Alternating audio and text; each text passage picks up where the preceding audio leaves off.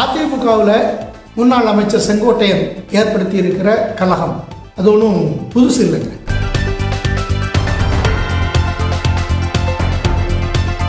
அதிமுக அப்படிங்கிற கட்சியே ஒரு ஜனநாயகத்தன்மை இல்லாத தலைவரை மட்டுமே மையப்படுத்தி இருக்கிற ஒரு கட்சி தான்.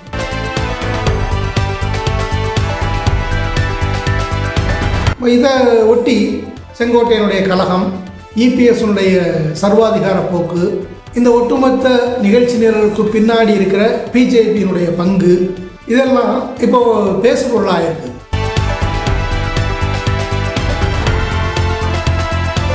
இப்போ இந்த அடிப்படையில் அதிமுகன்னா என்ன, அதனுடைய எதிர்காலம் எப்படி இருக்கும் அப்படிங்கிறது குறித்து தான் இந்த பதிவில் பார்க்க இருக்கிறோம்.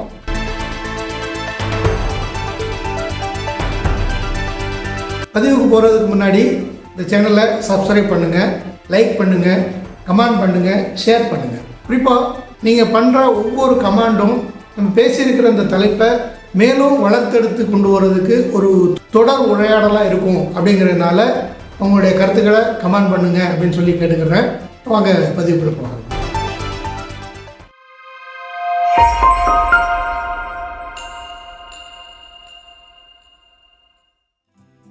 ஹாய், எல்லாரும் எப்படி இருக்கீங்க? நல்லா இருப்பீங்கன்னு நினைக்கிறேன். அதிமுக அப்படிங்கிற கட்சி அது உருவான தொடக்க காலம். திமுகவில் எம்ஜிஆர் பொருளாளராக இருந்தார். அவர் கட்சியினுடைய கணக்கு விவகாரங்களில் கேள்வி எழுப்புறதுனால கட்சியை விட்டு வெளியேற்றப்பட்டார். அப்படி வெளியேற்றப்பட்ட எம்ஜிஆர் புதுசாக கட்சி தொடங்கினார் அப்படிங்கிறது ஒரு பொதுவான புரிதல். ஆனால் அரசியல் போக்குகளை புரிஞ்சவங்களுக்கு அது அப்படி இல்லை அப்படிங்கிறது தெளிவாகவே தெரிஞ்சிருக்கும். காங்கிரஸுக்கு போட்டியாக அதை வீழ்த்திய திமுகவை வீழ்த்தணும், பிளவுபடுத்தணும் அப்படிங்கிறது தான் அதில் பின்னாடியில் இருக்கிற முதன்மையான காரணம். அதுக்கு பல்வேறு துணை காரணங்களும் இருக்கலாம். இப்போ அந்த அடிப்படையில் தொடங்கப்பட்ட அதிமுக அப்படிங்கிற கட்சி எம்ஜிஆரை மட்டுமே மையப்படுத்தி இருந்தது. அந்த நேரத்தில் பல இரண்டாம் கட்ட தலைவர்கள் இருந்தாங்க அப்படின்னாலுமே கூட படிப்படியாக தலைவரை மையப்படுத்தின ஒரு கட்சியாக தான் படிப்படியாக உருமாறுச்சு. அதில் எம்ஜிஆர் சொல்ல மீறி யாரும் எதுவும் எங்கேயும் எப்பவும் செஞ்சிட முடியாது. ராமாவரம் தோட்டத்துக்கு போய் அடி வாங்கின பலருடைய கதை இங்கே இருக்குது. அது எல்லாருக்கும் தெரிஞ்ச ரகசியம். இதுக்கு பிறகு எம்ஜிஆருக்கு பிறகு வந்த ஜெயலலிதா அவங்களும் அந்த பிம்ப மைய அரசியல் அதிலிருந்து கொஞ்சம் கூட விலகலை.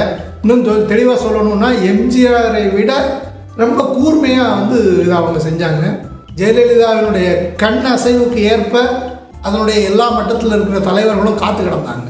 காலில் விழுறது தான் கட்சியில் முக்கியமான தகுதி அப்படிங்கிற அளவுக்கு அது எல்லாம் கடந்து போச்சு. ஒரு ஃபோட்டோ எல்லாரும் பார்த்துருப்பீங்கன்னு நினைக்கிறேன். சட்டமன்ற அறைக்கு வெளியில் ஜெயலலிதா அப்படி முறைச்சி பாப்பா. அன்றைய சபாநாயகராக இருந்த சேடப்பட்டி முத்தையா அப்படி பவ்யமாக குறிஞ்சுக்கிட்டு வாயை புத்திட்டு அப்படி நிற்பார். அந்த ஃபோட்டோ இப்போ கிடைக்குதா என்னன்னு தெரியல. ஆனால் அந்த நேரத்தில் ஜெயலலிதாவினுடைய ஆளுமையாக காட்டப்பட்ட, அதே நேரம் அதிமுகவில் பிம்ப அரசியலை தவிர வேற ஒன்றும் இல்லை அப்படிங்கிறதையும் வெளிச்சம் போட்டு காட்டின ஒரு ஃபோட்டோ அது. இதுக்கு பிறகு தான் எடப்பாடி வர்றாரு. எடப்பாடியும் இதே வழியில் தான் பயணிக்கிறார். ஆனால் எம்ஜிஆருக்கும் ஜெயலலிதாவுக்கும் இருந்த நாயக பிம்பம் எடப்பாடிக்கிட்ட கிடையாது. அதனால பலருமே என்ன கணிச்சாங்க அப்படின்னா எடப்பாடி தலைமையில் கட்சி சிதறுண்டு போகும் அப்படின்னு தான் எல்லாரும் எதிர்பார்த்தாங்க. ஆனால் எதிர்பார்த்ததுக்கு மாறா மிக திறமையாக எடப்பாடி கட்சியை ஒரு கட்டுக்கோப்புக்குள்ளே கொண்டு வந்தார். ஆனால் அப்படி கட்டுக்கோப்பாக கொண்டு விடுறதுக்கு எடப்பாடிக்கு உதவுன ஒரு விஷயந்தான் கொடநாடு கொள்ளை அந்த வழக்கு. இது யூகம்தான் அப்படின்னாலுமே கூட எப்படி அதிமுகவில் இருந்த சந்தர்ப்பவாத தலைவர்களால் எம்ஜிஆருக்கும் ஜெயலலிதாவுக்கும் கட்டுப்பட்டது மாதிரி எடப்பாடிக்கும் எப்படி கட்டுப்பட்டு இருந்தாங்க அப்படிங்கிற கேள்விக்கான பதில் இதுதான். ஜெயலலிதா அன்றைய அமைச்சர்களையும் தனக்கு கீழே இருக்கிற தலைவர்கள்ட்டையும் ரொம்ப கராராக நடந்துக்கிட்டாங்க. சின்ன சின்ன தவறுகளுக்கும் மிக கடுமையாக தண்டித்து அதை எழுதி வாங்கி வச்சுருந்தாங்க அப்படிங்கிறது பலருக்கும் தெரிஞ்சது தான். அப்படி எழுதி வாங்கி வைக்கப்பட்ட பல தலைவர்களுடைய கமுக்க விவகாரங்கள் எல்லாமே கொடநாடு கொள்ளையின் மூலம் எடப்பாடி தன் கைவசப்படுத்திக்கிட்டாரு. அந்த அடிப்படையில் தான் அதிமுக எடப்பாடியின் தலைமையின் கீழே ஒரு கட்டுக்கோப்பாக இருந்தது. ஜெயலலிதாவுடைய இறப்புக்கு பிறகே அதிமுகங்கிற கட்சியை பிஜேபி தன் கையில் எடுத்துக்கிட்டது. சசிகலா அதனுடைய அடுத்த கட்ட தலைவராக வர்றதுக்கான எல்லா முயற்சியும் மேற்கொண்டாங்க. அதுக்கு பிஜேபி தான் தடை போட்டு அது நடக்க விடாமல் பண்ணுச்சு. அப்போ அடுத்த கட்டமாக யாரை முதல்வராக தேர்ந்தெடுக்கிறது அப்படிங்கிற பிரச்சனை வரும்போது அதில் முன்னணியில் இருந்தது செங்கோட்டையன் தான். அதுக்கு அடுத்து தான் எடப்பாடி. ஆனால் கட்சியினரை கட்டி வைக்கிறதுக்கு தேவையான பணம் அதை இறக்குறதுல செங்கோட்டையனுக்கு தயக்கம் இருந்தது. எடப்பாடிக்கு அந்த தயக்கம் இல்லை. அதனால் எடப்பாடி தலைவராகவும் முதல்வராகவும் வந்தார். அவர் அந்த இடத்துக்கு வந்ததுக்கு பிறகு தனக்கு யாரெல்லாம் எதிரியாக இருப்பாங்க, தனக்கு சமமான அதிகாரத்தோட செல்வாக்கோட யாரெல்லாம் இருக்கக்கூடும் அப்படின்னு சொல்லி அவர் நினைச்சாரோ அவங்க எல்லாரையுமே கொஞ்சம் கொஞ்சமாக நிலை இறக்குனார். இது எல்லாருக்கும் தெரிஞ்சது தான்.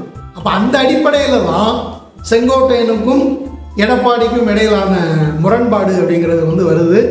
இது அப்பப்போ கொஞ்சம் கொஞ்சமாக வெளியே வந்துக்கிட்டு இருந்தது. இப்போ முழுமையாக வெளியே வந்துருக்கு. இப்போ செங்கோட்டையன் என்ன சொல்கிறாருன்னா, வெளியேறினவங்க எல்லாரும் அதிமுகவுக்குள்ளே வரணும். ஏன்னா அதிமுக இப்போ பலவீனமாக இருக்குது. அடுத்த தேர்தலில் வெல்லக்கூடிய இடத்துக்கு அதிமுகவை நகர்த்தி கொண்டு போகணும் அப்படின்னா அதுக்கு பிரிஞ்சவங்க எல்லாரும் ஒன்று சேரணும் அப்படிங்கிறது இப்போ செங்கோட்டையன் முன் வச்சிருக்கிற வாதம். மெய்யாகவே அதிமுகங்கிற கட்சியை வெற்றியை நோக்கி நகர்த்தி கொண்டு வர்றது தான் செங்கோட்டையனுடைய நோக்கமா அப்படின்னா அது முழுமையாக அப்படி சொல்ல முடியாது. உள்ளுக்குள்ள அவருக்கு பல சிக்கல்கள் இருக்கலாம். அந்த சிக்கல்களை பாஜக தனக்கு சாதகமாக பயன்படுத்திக்கிட்டு இதனுடைய பின்னணியில் இருக்குது அப்படிங்கிறதுல மாற்று கருத்து யாருக்கும் இருக்க முடியாது. ஆனால் செங்கோட்டையனால் இதை திறம்பட செய்ய முடியுமா அப்படின்னா அது ஒரு பெரிய கேள்விக்குறி தான். ஏன் அப்படின்னா வெறுமனே அவர் வைக்கிற கோரிக்கையோ இல்லை அதுக்கு கிடைக்கிற கட்சிக்காரனுடைய ஆதரவோ இந்த ரெண்டும் மட்டுமே ஒரு கட்சியினுடைய பிளவை நிரந்தரமாக பிளவாக தனி கட்சியாக வச்சிருக்கிறதுக்கோ இல்லை இந்த பாதகங்களை சுட்டி காட்டி கட்சியை ஒருங்கிணைக்கிறதுக்கோ போதுமானதாக இருக்குமா அப்படின்னா கண்டிப்பாக இருக்காது. அதுக்கு கட்சிக்காரர்களையும் பிற உள்ளூர் மட்டத்தில் இருக்கிறவங்களையும் வளைக்கிறதுக்கு பெரும் பணம் தேவைப்படும். அந்த பெரும் பணத்தை செங்கோட்டையனால் தனிச்சு நின்று செலவு பண்ண முடியுமா அப்படின்னா அப்படி செலவு பண்ண முடியுமா முடியாதா அப்படிங்கிறது ரெண்டாம் கட்ட பிரச்சனை. அப்படி செலவு பண்ணுறதுக்கு செங்கோட்டையன் தயாராக இருப்பாரா இல்லையா அப்படிங்கிறது முதல் கேள்வி. ரெண்டாவது, இதுக்கு பின்னணியில் எந்த முதலாளிகள் இருப்பார்கள் அப்படிங்கிறது ஒரு மிகப்பெரிய கேள்வி. அப்படி செங்கோட்டையனுக்கு பின்னாடி பொருளாதார பலமாக எந்த முதலாளியும் இல்லை அப்படின்னா செங்கோட்டையனுடைய இந்த கலகம் அப்படிங்கிறது வெறும் சலசலப்பாக முடிஞ்சு போயிடும். இப்போ எடப்பாடியினுடைய இப்போதைய காய் நகர்த்தல்கள்லாம் பார்த்தோம் அப்படின்னா அதை நம்ம இப்படித்தான் யூகிக்க வேண்டும். ஆனால் இபிஎஸ்னுடைய தன்மைகள் அதெல்லாம் நம்ம பார்த்தோம் அப்படின்னா அவர் கட்சியில் தன்னை முன்னிலைப்படுத்துவதற்காக தன்னுடைய அதிகாரம் நீடிச்சிருக்கிறதுக்காக எந்த எல்லைக்கும் போகிறதுக்கு தயாராக இருக்கிறார். அதனால் எடப்பாடியை அவ்வளோ எளிதில் அசைச்சிட முடியும் அப்படின்னு சொல்லி யாராலையும் கருத முடியாது. ஆனால் இந்த மனோநிலையில் ஒரு முற்போக்கான அம்சமும் இருக்குது. இப்போது எடப்பாடி பாஜகவினுடைய ஆணைக்கு இணங்கி செயல்படுறாரு அப்படின்னா அதனுடைய பொருள் வேற. ஏன்னா இந்தியாவில் இருக்கிற பெரும்பாலான அரசியல்வாதிகளுடைய மறுபக்கம் எப்படி பிஜேபி கையில் இருக்குதோ அதே மாதிரி எடப்பாடியினுடைய மறுபக்கமும் அதிமுகவில் பல தலைவர்களுடைய மறுபக்கமும் பிஜேபிகிட்ட இருக்குது அப்படிங்கிறதுல மாற்று கருத்து ஒன்றும் இல்லை. அந்த அடிப்படையில் அவர் பாஜகவை விட்டு வெளியில் போகிறதுக்கு வாய்ப்பு இல்லை. ஆனால் அதே நேரம் அதிமுகவுக்கு எடப்பாடியை தவிர வேற எந்த தலைவர்கள் வந்தாலும் ரொம்ப எளிதாக பாஜக அதிமுகவை கபலீகரம் பண்ணும் அப்படிங்கிறதுல எந்த மாற்று கருத்துக்கும் இடம் இல்லை.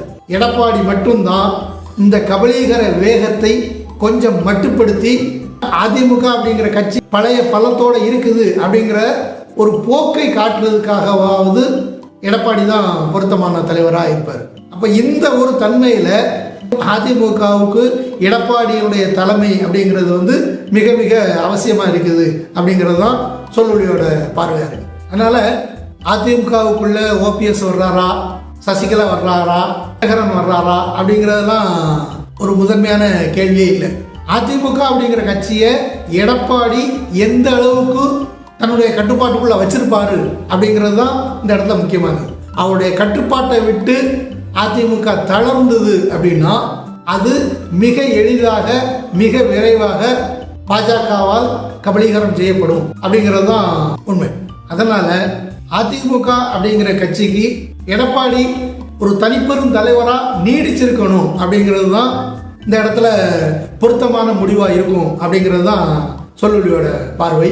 என்ன நண்பர்களே, இதை நீங்கள் ஏற்றுக்கிறீங்களா? ஒருவேளை மறுக்கிறீங்க அப்படின்னா கமெண்டில் அதை பதிவு பண்ணுங்கள். நம்ம ஒரு தொடர் உரையாடலுக்கு உட்படுத்துவோம். மீண்டும் அடுத்த ஒரு பதிவில் சந்திக்கிற வரை மிக்க நன்றி.